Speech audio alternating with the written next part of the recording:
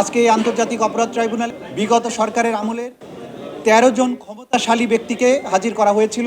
কিভাবে ২০০৯ সালে একটা রাষ্ট্রযন্ত্রকে ক্রমান্বয়ে ব্যবহারের মাধ্যমে সমস্ত রাষ্ট্রীয় প্রতিষ্ঠানগুলোকে রাজনীতিকরণ, দলীয়করণ, পারিবারিকীকরণের মাধ্যমে একটা নিপীড়ক সংস্থায় পরিণত করেছিল। একটা রিপাবলিক, ডেমোক্রেটিক রিপাবলিক, সেইটাকে কিভাবে একটা নিপীড়ক এবং ফ্যাসিবাদী নিপীড়নকারী সরকারে পরিণত করা হয়েছিল, সেই স্টোরি পটভূমি আমরা তুলে ধরেছি।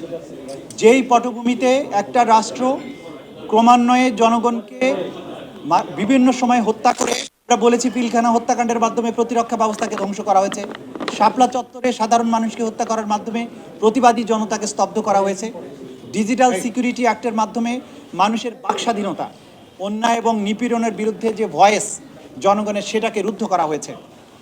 এইভাবে একের পর এক গণতন্ত্র ধ্বংস করেছে, নির্বাচন ব্যবস্থাকে ধ্বংস করেছে, শুধুমাত্র একজন ব্যক্তি বা তার পরিবারকে ক্ষমতায় রাখার উদ্দেশ্যে। এটা একটা রাষ্ট্রের যে চেতনা, সেইটার বিরুদ্ধে তারা অবস্থান নিয়েছিলেন এবং সেটা করতে গিয়ে আজকে প্রধান আসামি ছিলেন শেখ হাসিনা। শুধুমাত্র তাকে রক্ষা করা এবং তাকে ক্ষমতা রাখার জন্য এই অপরাধগুলো সংঘটিত হয়েছে এবং এই সমস্ত অপরাধের সবচাইতে বড় দায় হচ্ছে শেখ হাসিনা।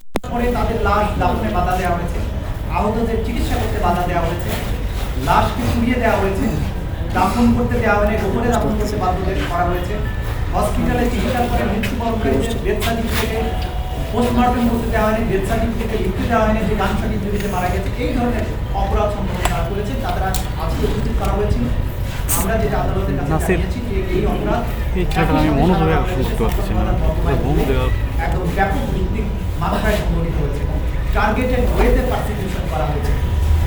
এইটার তদন্ত সমাপ্ত করে বিচারের উপযোগী একটা রিপোর্ট দাখিলের জন্য আমাদের একটা নির্দিষ্ট সময় দরকার।